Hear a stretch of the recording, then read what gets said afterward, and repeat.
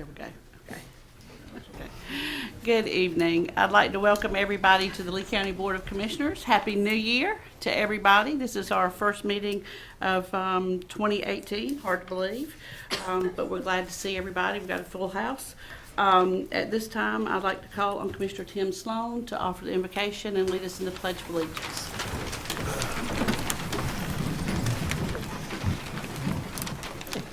Heavenly Father, we thank you for this day. We thank you for the individuals which are gathered here, for the business which is before us. We pray that you let us have wisdom, confidence in the decisions that we make, and pray that the decisions that we make will be pleasing in your sight, and that we do what is best for the citizens of this county. We ask for your guidance in doing so. In Christ's name we pray. Amen. Pledge allegiance To the flag of the United States of America and to the republic for which it stands, one nation, under God, indivisible, with liberty and justice for all. Thank you very much. At this time, are there any additional items to the agenda? Okay.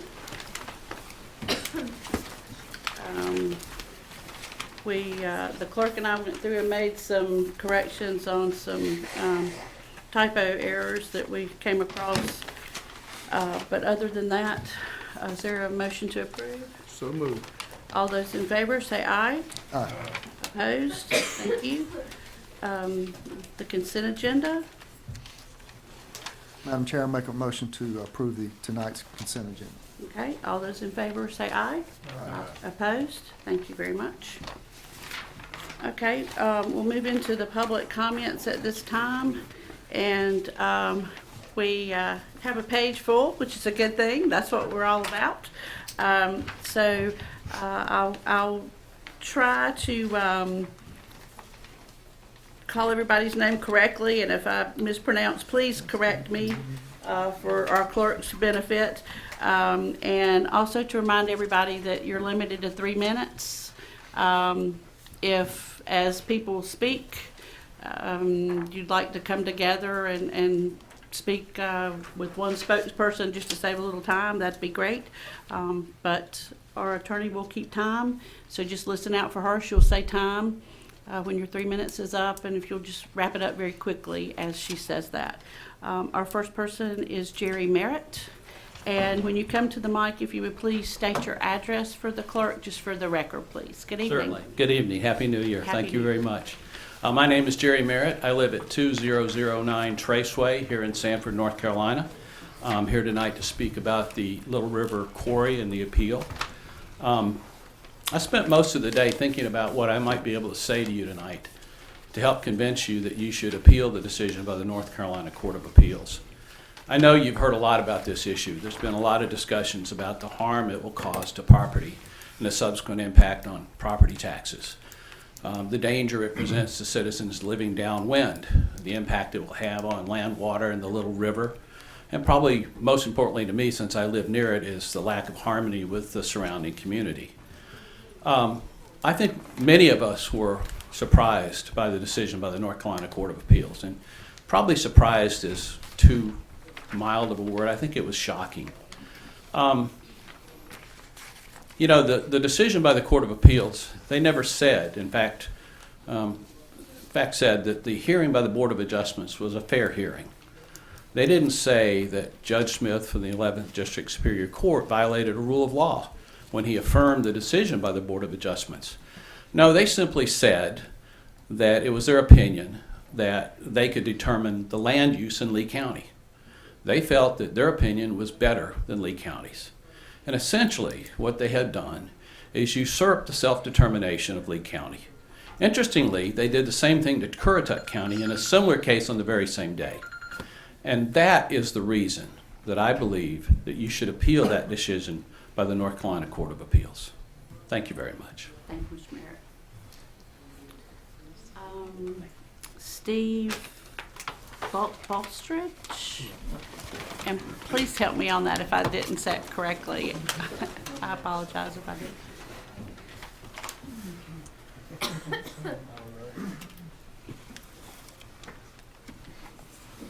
evening.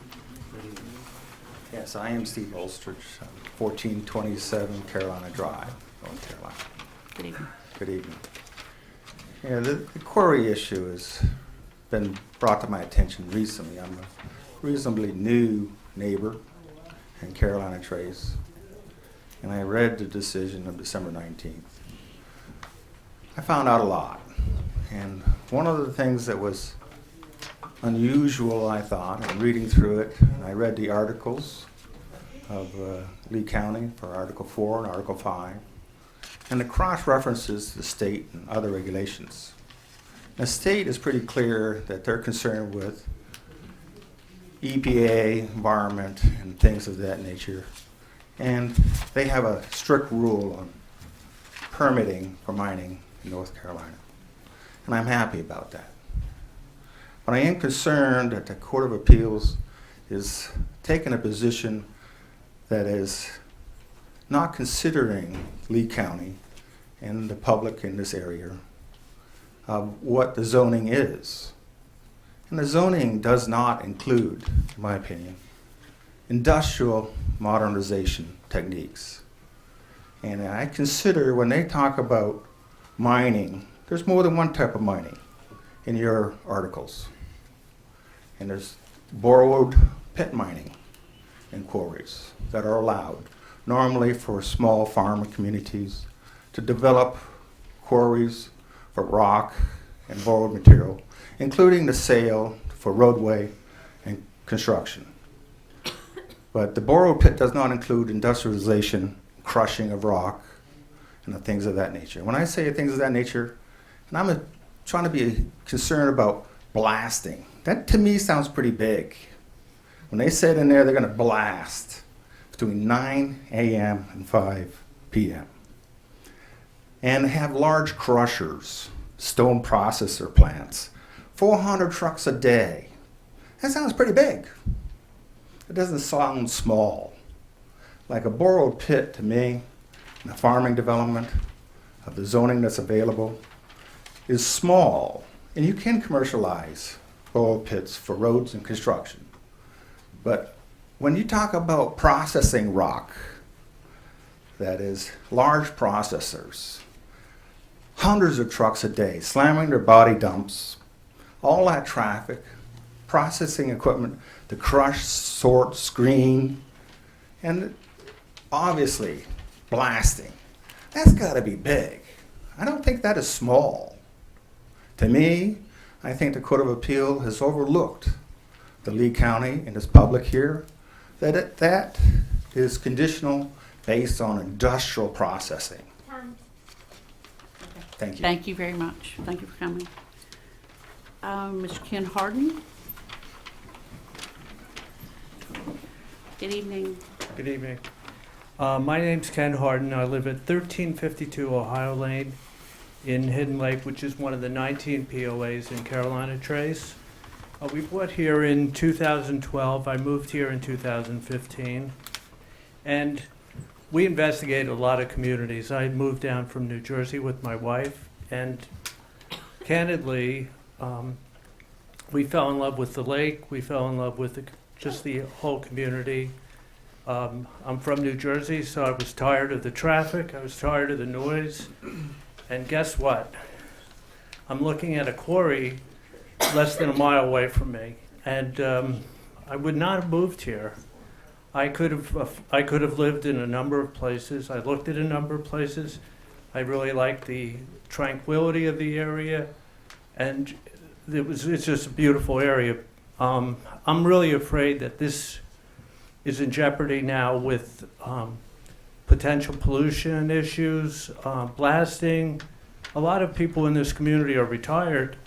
They're not at work 9 to 5. They're going to be hearing the blasting, and that noise is going to reverberate across the lake.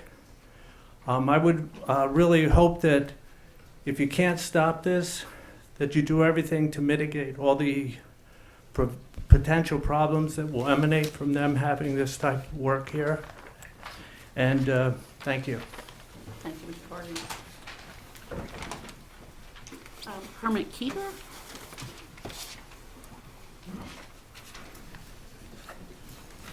Good evening, everybody. Good evening.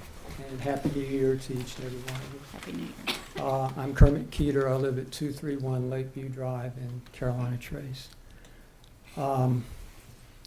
There's a couple of principal reasons why I would ask you to support the appeal to the Supreme Court. Of course, understanding that it would be up to their discretion to whether they hear it or not, but I think that with all due diligence, we need to do this. One of those reasons is that the changes made by this appeals court were so sweeping. I don't mean to be too comical about it, but it's like waking up in bizarro land. Up is now down and down is now up. I worry about this becoming a benchmark case, which would further erode boards of adjustments and the review process of special user permits, and further erode the ability of the county to make its own case and its will known. Surely, this is something that the Supreme Court should look at. And Jerry's right. It's almost like a template. Currituck case was very similar to this one. And if you go back to some other cases that were cited, it does look like a template that has been used. The second reason is that it seems that none of our evidence and testimonies were accepted to have any validity or legitimacy. The court labeled it as generalized fears, as if I was part of a collective body suffering from mass hysteria. I object to that. I know, and I told you in an email that I sent to you, that the information I provided was verifiable and reliable. And I know that the testimony of so many others were too. I think the Supreme Court needs to take a look at that to see, are we just dealing with generalized fears? I don't think so. Please vote in favor of the appeal and let's see what happens. Thank you. Thank you, Mr. Keeter. Dave Turner? Okay. If you don't mind, I think he's outside. Mr. Estes.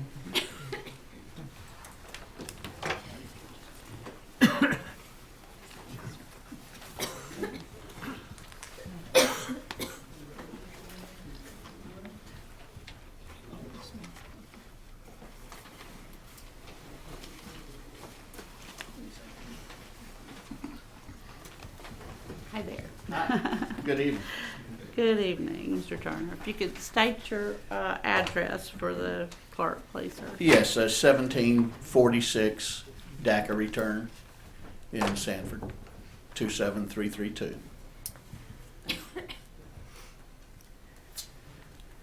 Thank you. I will be brief. I'm here to encourage you to petition the Supreme Court to review the Court of Appeals decision regarding Little River Quarry versus Lee County. This is a paradigm-shifting decision that, if allowed to stand, will have serious ramifications for every type of land use in every jurisdiction throughout North Carolina. This decision doesn't hinge on any constitutional issue, on any legal error, or on any procedural shortcomings. Rather, the Court of Appeals simply substituted their judgment for the judgment of the Superior Court and the Lee County Board of Adjustments. They found that while citizens do have standing, the competent evidence presented by the citizens is outweighed by an applicant's promises. It's preposterous. This decision and the companion decision regarding Currituck County that was issued a day or so later, together those decisions silence the voices of local residents and represent a further assault on the principle of home rule. this decision is a policy statement. It's not a simple judicial decision. And I encourage you to petition the court for appeal. And thank you very much. Thank you, Mr. Thomas. Al Rusach?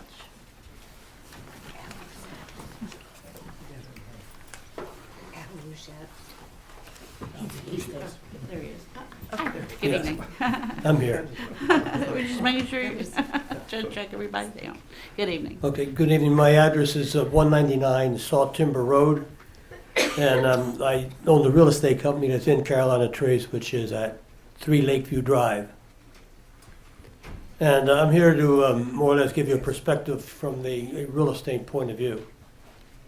And basically, if you look at studies that have been done in real estate, you can easily find that there's going to be a what they call a disamenity. It's something like a quarry comes into the area, and this disamenities, just conservatively speaking, from the information that I've put together, showed that it would be a drop about 10% of the Carolina Trace residents. There's 1,800 homes in Carolina Trace right now. At 10%, and the average house out there at $165,000 gives you a loss or deduction of over $10 million, which equating to the Lee County taxes would be over $250,000. It's also becomes a material fact, and that gets into real estate law. And once you have your clients asking about the area, the development of a quarry will become a material fact and something that is must be disclosed. Not that we'd want to hide it per se, but it's something that has to come out when they talk about the area.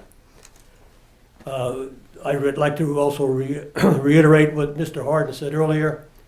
I've had numerous inquiries about the quarry, and I've had numerous people that have been planning to come to visit Carolina Trace that have since canceled their trip down here because of the possibility of what's going to be happening there as far as the quarry is concerned. Thank you. Thank you, sir.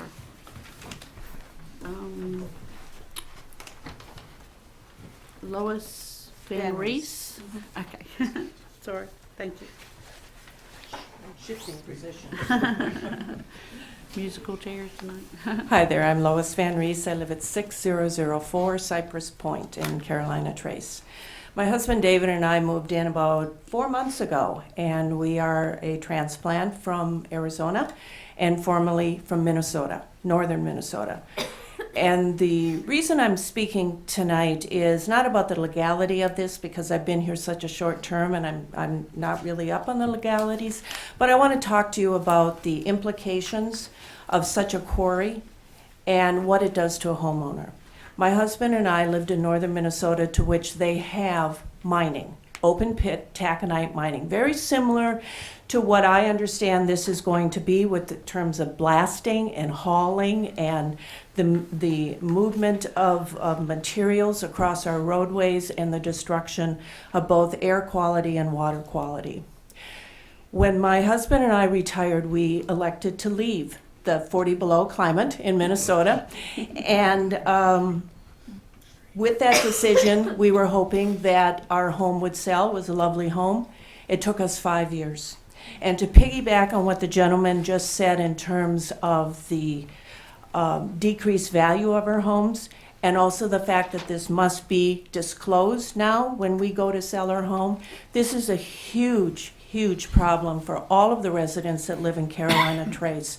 We have people that are young professionals in the middle of their career, and people such as myself who are retired, who when they need to make the next change in their life, and for myself it would be step down living. I could no longer afford to stay in my home. I need to go elsewhere.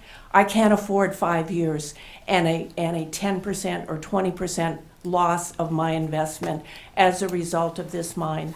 So whatever this board can look at to make an appeal to overturn this decision, I would ask that you do that and consider it. Thank you. Thank you, Ms. Van Rees. John Altenberger, Unaccustomed right there. Unaccustomed as I am to speaking in public, I've got a one-pager that's going to take no time at all to review with you. But what I would like to say is,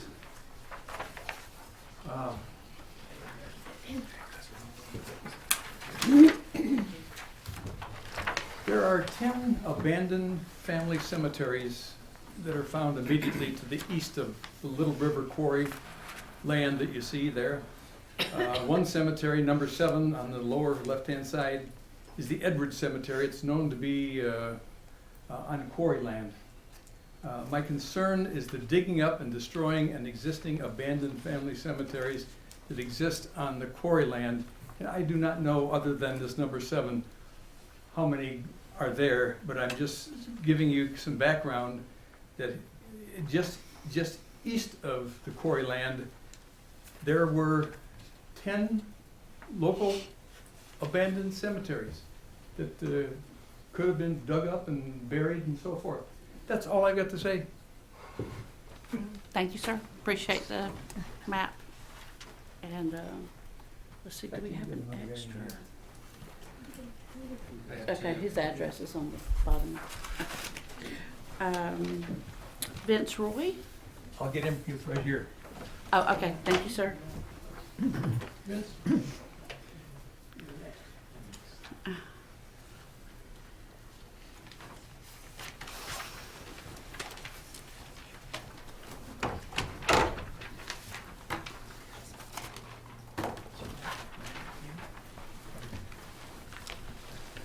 Good evening. Good evening. My name is Vince Roy, 237 Lakeview Drive, Carolina Trace.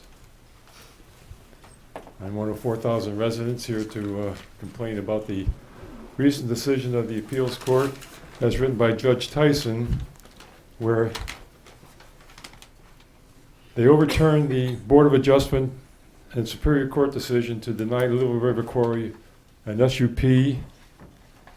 We feel that it sets a very dangerous precedent for Lee County and other counties because the opinion essentially requires that the applicant merely has to promise to meet the 4 conditions required in the UDO, and basically it dilutes the effectiveness of the BOA SUP program. I feel that Lee County should engage other counties who will also suffer under this opinion and get their support and appeal the appeals court decision to the North Carolina Supreme Court. As Judge Tyson recommends in his opinion, it's easy to just attach conditions to an SUP, and the applicant will then, of course, comply with that. My personal experiences with that program is that it's totally ineffective. Without any criticism of the county or the commissioners, at Carolina Trace under SUP 2001-402, where we fought the developer. I had several meetings with Dick Hoyle, our eminent previous county attorney, now gone. He and I met several times trying to find out how to enforce the conditions to make the developer comply with the project.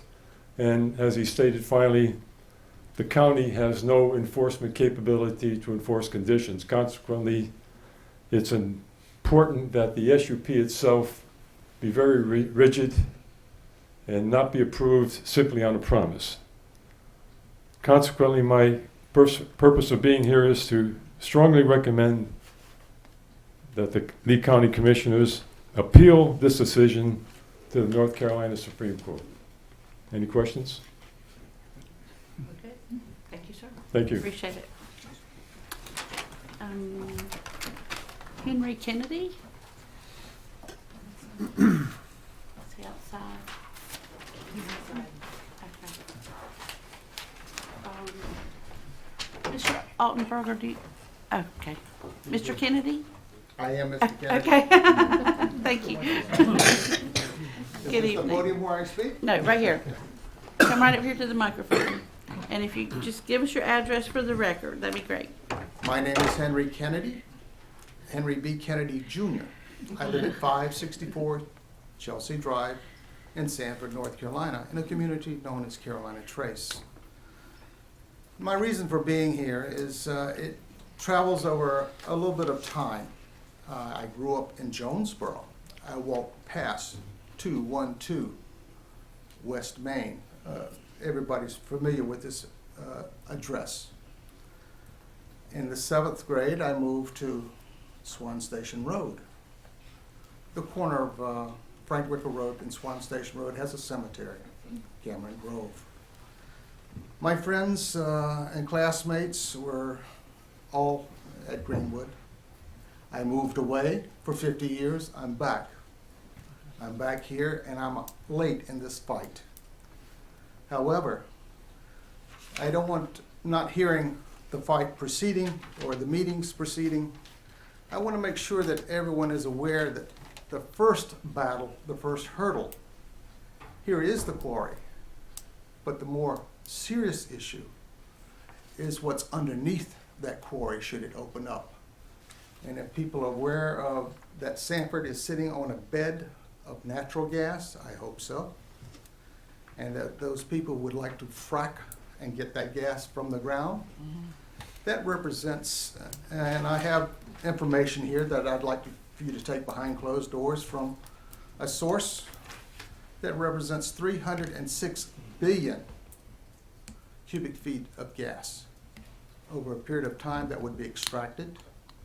And that's the bigger picture. But the first battle is the quarry. Everyone here lives here. You have relatives that are buried here. The decisions you make will affect your children, your grandchildren, and their children. I'm simply asking on the behalf of many others that you take your course of action that you've sworn to the public that you would do, that you would oversee and make decisions on the behalf of the people here in Sanford, North Carolina. It's very clear that the laws move things forward in a progressive state, whether you agree with them or not. The court system allows you to make and move your case forward. The last position is the Superior Court of North Carolina. I'm asking the Board of Commissioners to do their due diligence and put forward out of your hands into the court's hands this decision that we feel is erroneously passed through the appeals court. You pass it on. Others will decide. You can't decide. It's already gone beyond that. I'm simply asking you to push it forward to the Superior Court. Thank you. Thank you, sir. Ms. Karen Cameron? Is that correct? It's Kimmerite. It's a hard Kimmerite. last name. Okay, I'm sorry. And if you can state your address for the record, please. Good evening, Commissioners. My name is Karen Kimmerite, and my address is 434 Fayetteville Street in Raleigh. The zip is 32903. And I'm here tonight on behalf of Little River LLC to speak about the Court of Appeals decision about the Little River Quarry that will be discussed tonight in closed session. And as a representative of Little River LLC, I'd like to emphasize that the owners of Little River LLC, the Covington and Harrington families, have deep roots in Lee County, and they are committed to being good neighbors and an asset to the community. Little River LLC looks forward to working cooperatively with the county, completing the regulatory process that will be required, and complying with all local, state, and federal requirements, and contributing to the economy of the county. At the time of the Board of Adjustment hearing, Little River LLC offered 19 detailed conditions that could be attached to the special use permit. And now that the Court of Appeals has issued its unanimous decision that the county or the Board of Adjustment must issue the special use permit to Little River, Little River continues to be committed to conditions, and Little River is committed to working with the county and also with the Board of Adjustment to develop appropriate conditions that will be consistent with the Court of Appeals mandate. We do not believe that further litigation in the appellate courts at taxpayer expense will advance the county's interests. Also, I would like to remind the commissioners that the Board of Adjustment decision on the special use permit was a split decision. It was a vote of 3-2 to deny the special use permit. And also, as I mentioned, the Court of Appeals decision is a unanimous decision. All 3 Court of Appeals judges voted and issued the decision that the Board of Adjustment must issue the permit. And it is a legally sound Court of Appeals decision. I also want to make sure that the commissioners know, which I assume is well understood, that the property owner associations in Carolina Trace and a number of the individual residents of Carolina Trace that intervened in the Superior Court matter have the right to proceed on their own without county involvement to ask the Supreme Court to hear their appeal. So therefore, this case can go forward without county involvement and without taxpayer expense to pursue the appeal. So therefore, I would request the county not appeal the Court of Appeals unanimous decision. Thank you. Okay, thank you very much. Okay, that ends the public comment session. And we'll move on into old business. Item A, which we will find on page 38 through 49. The consideration of a contract with Withers Ravenel for park master planning services. Hey. Good evening. Good evening. Happy New Year. Madam Chair. Used your recipe and it was a big hit. Was it? Yeah, Good, it I'm was. glad. I'm glad to hear it. Thank you very much. It's a great recipe for a man because it's nice and simple. We have the contract on the agenda, and I was a little confused this morning when I read the paper in terms of the amount, and I hope that's been corrected on your sheets. But just to let you know that the original contract sum for Kiwanis Children's Park Place and O.T. Sloan is $67,930. And once we had secured Withers Ravenel, the scope changed, and we added Horton and Temple to that. And that estimate is $18,950. So also in that is $3,800 for reimbursables, but that covers all 4 of those. So the total commitment that you'd be looking at is $90,680.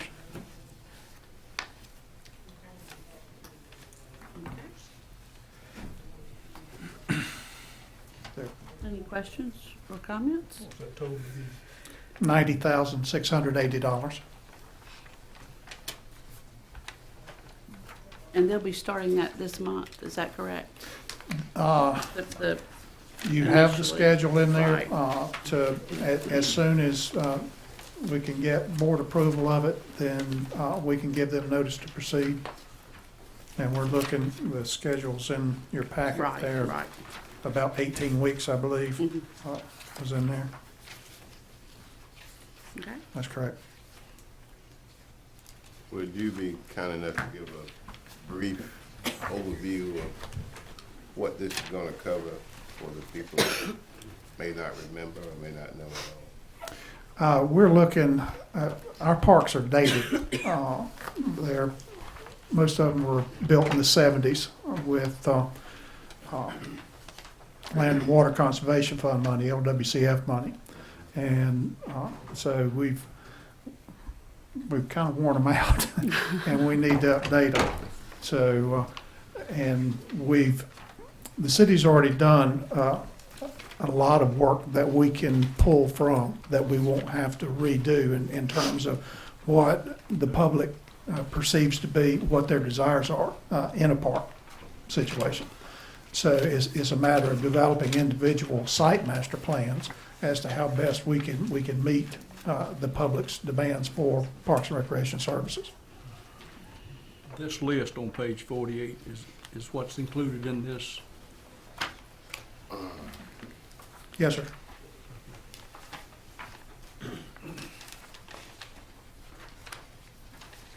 And it's the two-part, you know. Yeah, Kiwanis Temple and Horton, yes. Mhm, mhm. Okay. I guess the other part of the question is, are we gonna prioritize what we decide to do, or how's that gonna be handled? We're Yes, sir. not gonna dive into this doing it all at once, no? No, sir. No, Right. sir. We'll just have to take a look at it and see what kind of numbers that we're talking about. The CIP that I submitted last year for Sloan by itself was over $12 million. So, you know, we're north of that number. Well, that's the part I don't totally recall anyway. Tell me who's gonna be making those decisions and how what the format will look like once this is completed in terms of prioritizing. Does it go through your board and come back to this board? It or how's will, it would go through our board and we'd solicit input from the public there. But just from a use standpoint, OT Sloan has a lot more use than any of the other parks and Right. therefore would demand a little more priority than some of the others. But we can take a look at what the numbers are going to be and see what we can do and how we can maybe do some things, stage it, phase it over time. Yeah, because this all has to fit inside our regular general budget. Yes, sir, that's correct. I understand. There may be 3, 4 phases of it. That's right, I don't want the public to get too excited. Any more questions for Mr. Payne? I was just looking at on the page 49, the total is 86,880, and I believe you said it was 9680. Which is it? The 8680 does not include the $3,800 for reimbursables, okay? So the reimbursables is their estimate that'll be billed as incurred, what their actual experience is. And that covers all 4 of them, okay? Madam Chair, I move that we approve the contract with the Ravenel for the master plan services for the park. Okay. Any more questions or discussion? All those in favor say aye. Aye. Opposed? Thank you, John. Thank you very much. Appreciate it. Okay, new business. Item A, the request to appear from the Juvenile Crime Prevention Council, Ms. Pam Glover. And She's here, but she's not. yeah, she's probably outside. Yeah, there she is.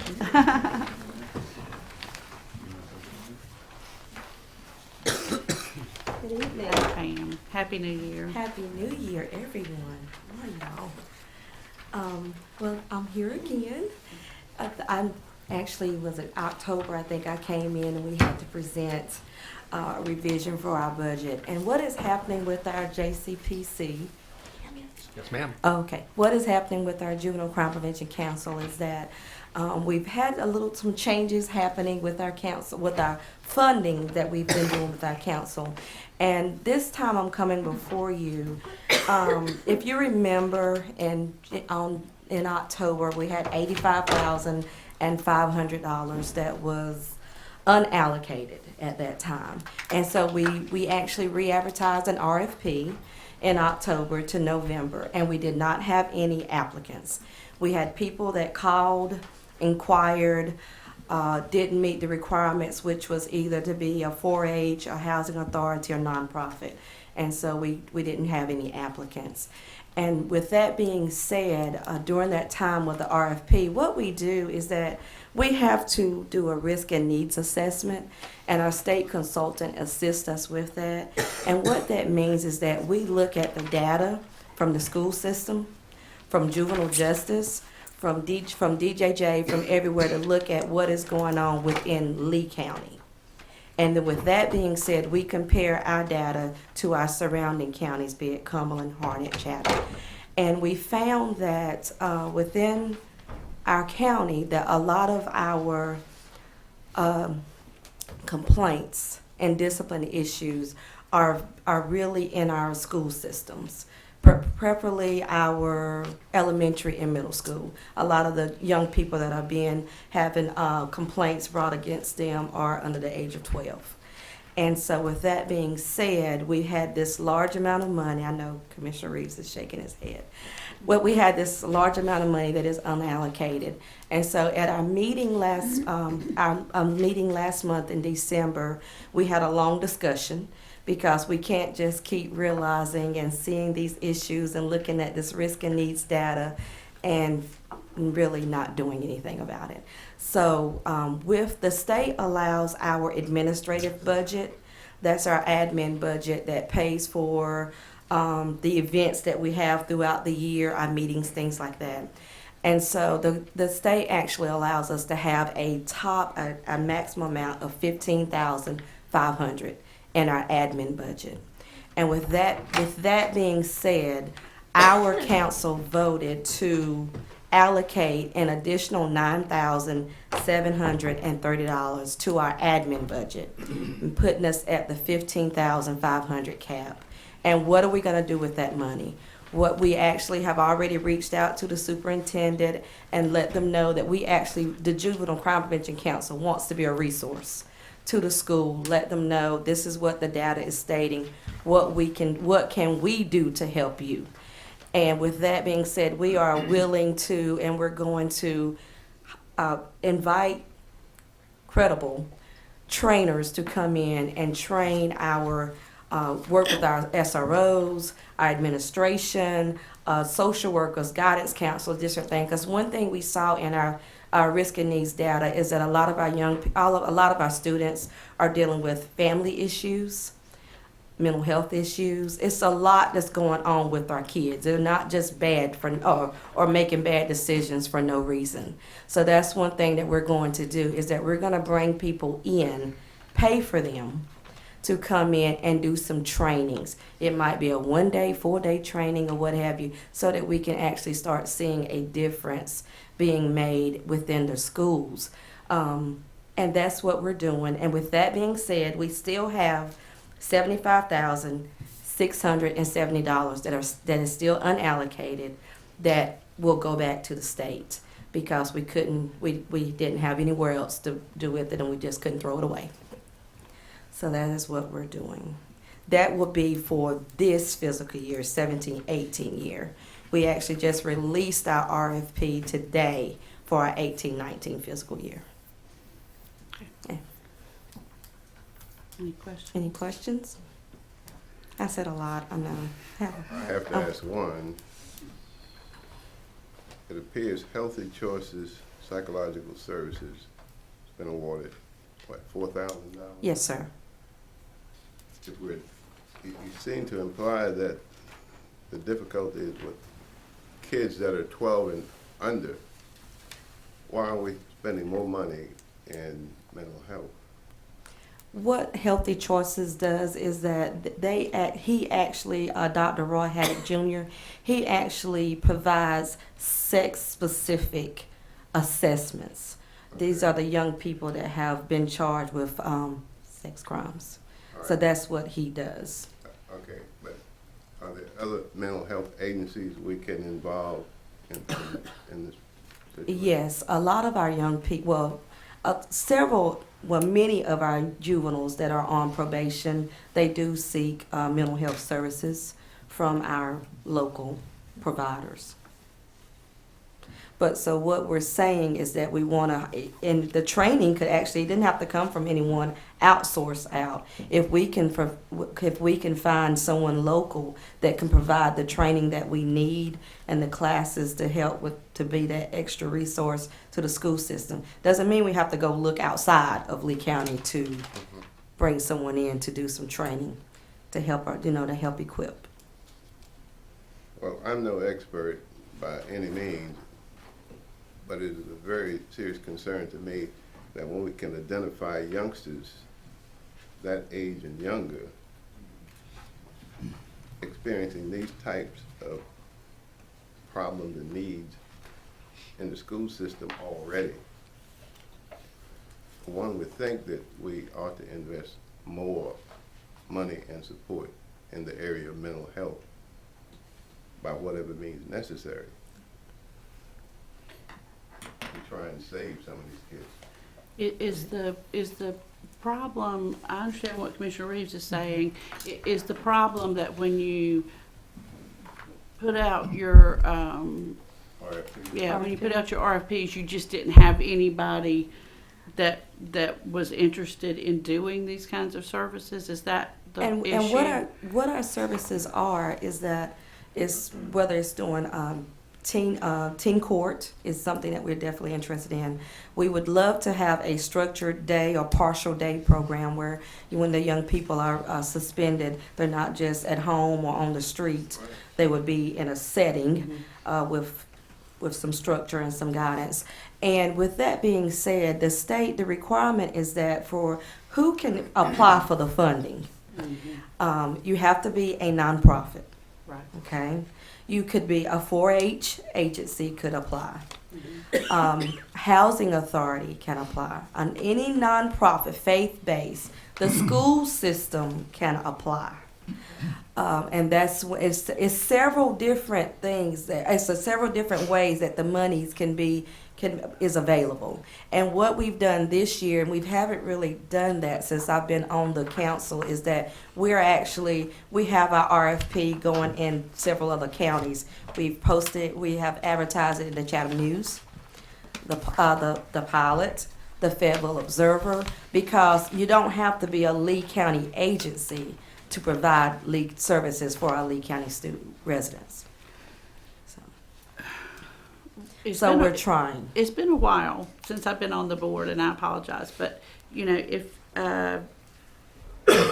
return the unallocated back to the state, can we make a request later on in the year if we're able to put something together with the school system or some other nonprofit in the county to have some of that money returned back to us, Pam? Or once we send it back, is it gone for good till next year? If I'm not mistaken, Lisa, are you here? Once it's sent back, I think it's gone. I imagine if it's like most other programs, it's going to be reverted and put into a fund to be used for other counties Sure. or other programs. I mean, that was my that was my assumption, but I was just okay. And what happened, we have never had to send monies back like this before. And if you remember, what happened is that we had allocated the funds for a program that we had funded for. Forced therapy. Yes, yes. Right. Forced therapy. And things happened.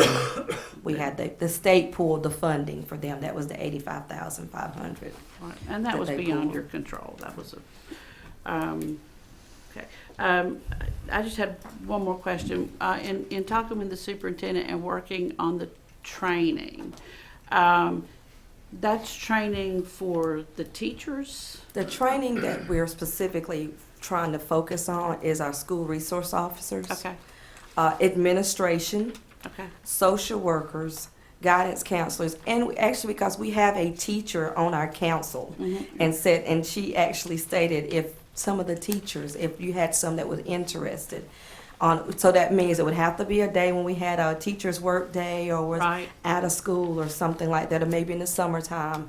But that's something that we're really trying to figure out because the numbers has risen within our school setting over the last couple of years.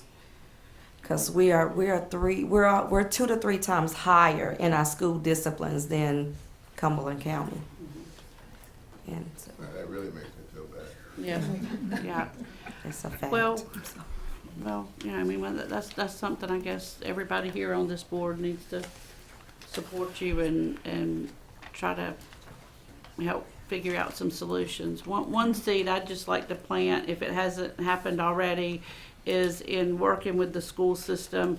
If you're concentrating more on those other individuals, and this will take some time. It's nothing I know you can do now, but I know Commissioner Sharp, understands how this works. But if we could create some kind of program where the teachers could get some credit towards renewal of their certification, in taking this training, maybe, you know, that would incentivize them. But that, but again, that's something Like that. your CEU, like your continuing education unit. Yeah. It's because they don't do anything specifically like that right now, do they? Are you aware of? Well, I thought the funding was cut. Well, no, I'm talking about like moving into next year, maybe if we could create something like that, because that kind of program would take a while. Just a thought. And one thing we've also done is that normally our RFP is only open for 30 days. This time we have it open for 90. So it's going to be from, well, I'm sorry, 60. It'll be from February, from now until March the 2nd. Okay. So we're trying to get it out there more, and so people can see. And I've sent it out by email and just begging people to just share it. Share.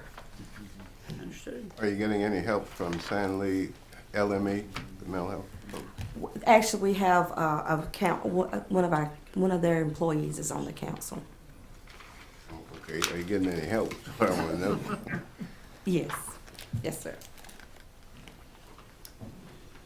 Okay.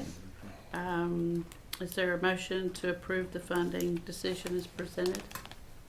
So Okay. All those in favor say aye. Aye. Opposed? Okay. Whatever we can do. Okay. We'll, Thank you. I'll keep you posted. okay. Thank you very much. Happy New Year. Happy New Year to you too, Mitch. Thank you. Yeah. No, that's good. Madam Chair, I'd like, with the board's permission, I'd like to ask the manager to contact LME, ask them to look into this, see what the rules are, see if they have nonprofits that they can refer to talk with this group. I mean, it's just one of those situations, as she came to us in October, you know, the legal situation with the group that we had contracted with was something beyond our control, so No, I understand, but she's identifying a problem we need to work on that it. really needs some attention. Absolutely. Absolutely. Okay. All right. Okay, I'm sorry, Ms. Minner. Budget amendment, page 56 and 57 for the board. Need to back up one. We got the budget Oh, procedure calendar first. Right, I'm sorry. Yes, the procedure class calendar. Very important. Good evening. Good evening. Before you, you have, hard to believe it's time again, but it's time for us to start thinking about our fiscal year 2018-19 budget.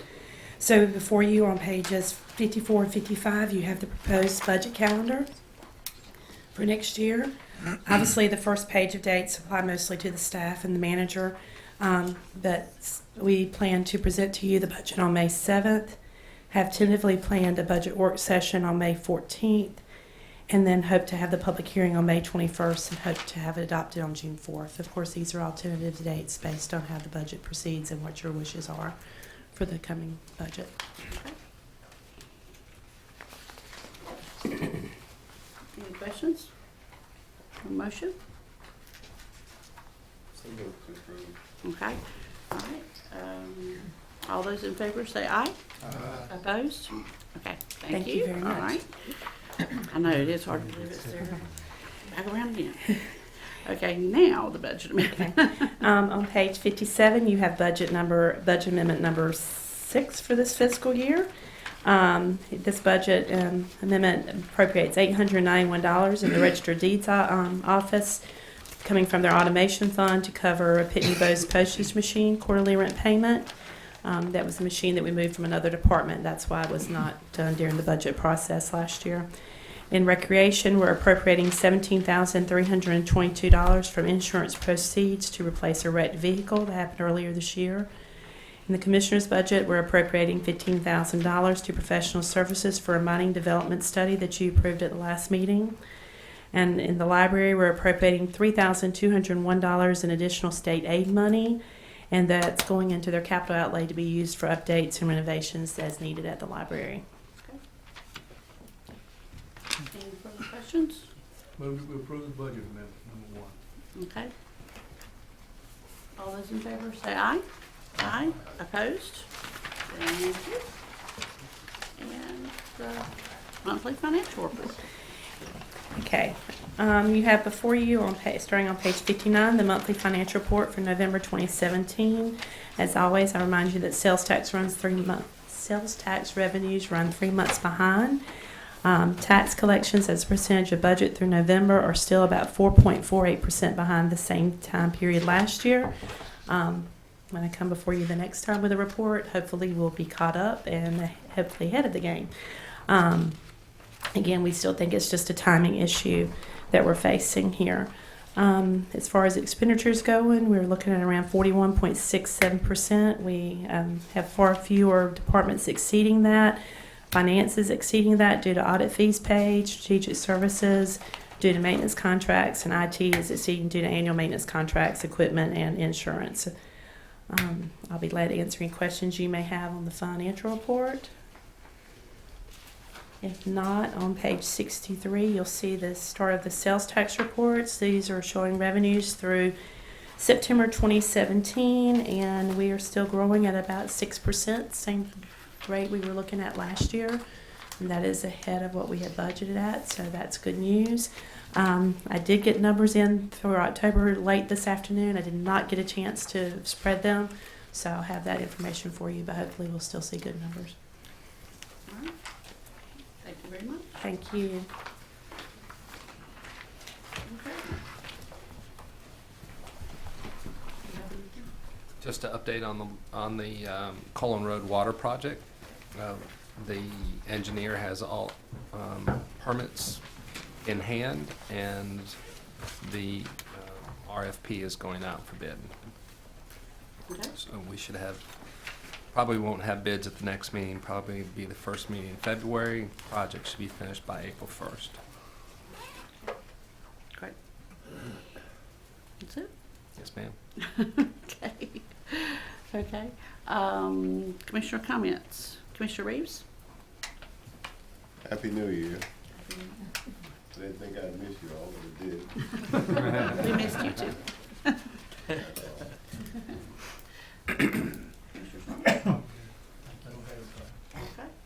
Happy New Year, and thanks everybody for coming out tonight, and look forward to getting a lot of work done this year.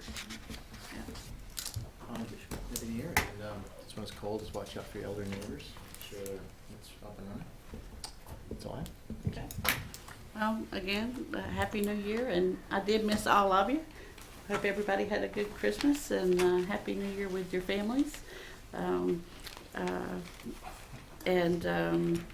Just a reminder, as we start the new year, I did not receive any phone calls or anything. We're resetting the year, so if everybody's happy with their board appointments, we'll just continue on. If you have some questions or concerns, give me a call, and we'll try to make sure all that's finalized and set in stone by next meeting. And just to reiterate what Dr. Connect said, I know schools were delayed 2 hours this morning because of cold, which really excited my sophomore at home. That was a nice way to ease back into the school year. But do check on friends and neighbors and make sure that they are warm. And I know our new homeless shelter that we have in downtown Sanford at the old McKeever School could always use provisions and blankets and that type of thing, and we look like we're in for a pretty long haul with this cold weather. So I'm sure they'd welcome donations and monetary donations as well, and our other shelters. So just keep those folks in mind, those of us that are blessed to have extra. It's nice to share.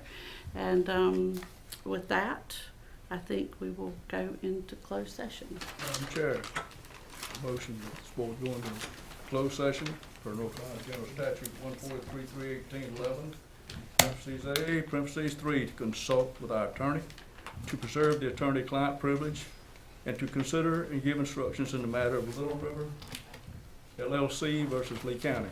Also, to, as per North Carolina General Statute 143.3.3.18.11, parentheses A, parentheses 5, to discuss the acquisition of real property. Okay. Meaning session. All those in favor of going into closed session, please say aye. Aye. Opposed? Okay, we're now in closed session. Thank you very much.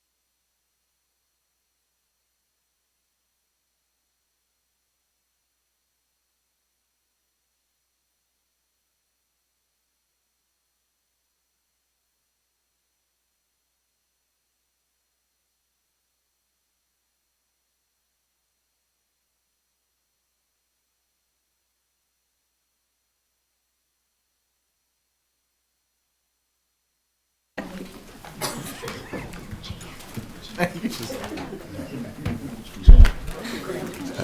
funny. You mean like that? It's funny. He takes it.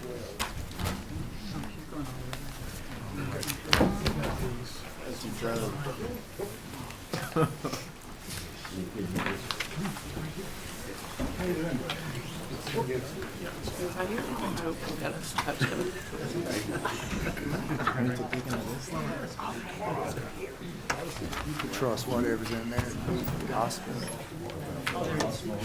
That's in where? Yeah, let's hope. I know. There's gonna be a pop quiz next meeting, Andre. Oh, I think you should do the opposite. Justify.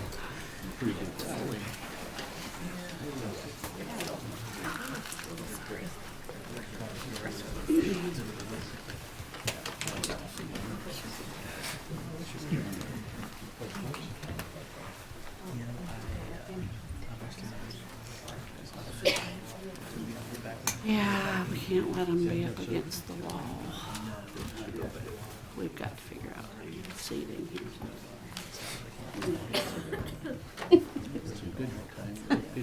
You know my idea. We'll talk about it at the retreat. Okay,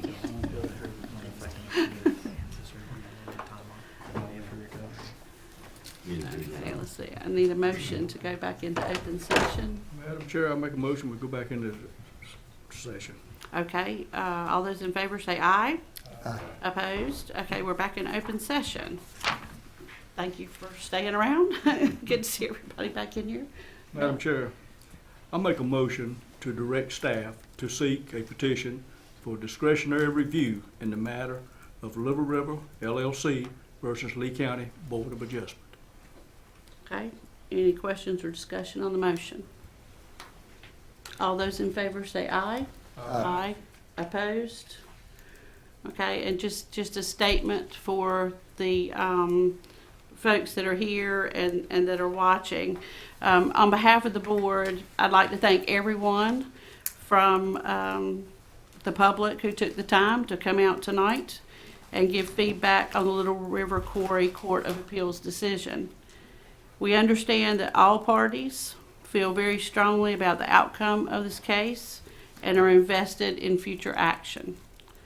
As an elected board, we are mindful of the impacts of our decisions and what they do to affect the local community we serve.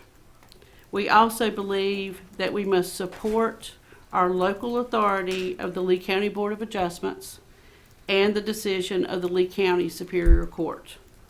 Therefore, we have decided to direct our county attorney to continue to work with outside counsel to file a petition of discretionary review with the North Carolina State Supreme Court. So that is our decision. And with that, I ask for a motion to adjourn. All those in favor say aye. Aye. Opposed? We are adjourned. Thank you. Very much.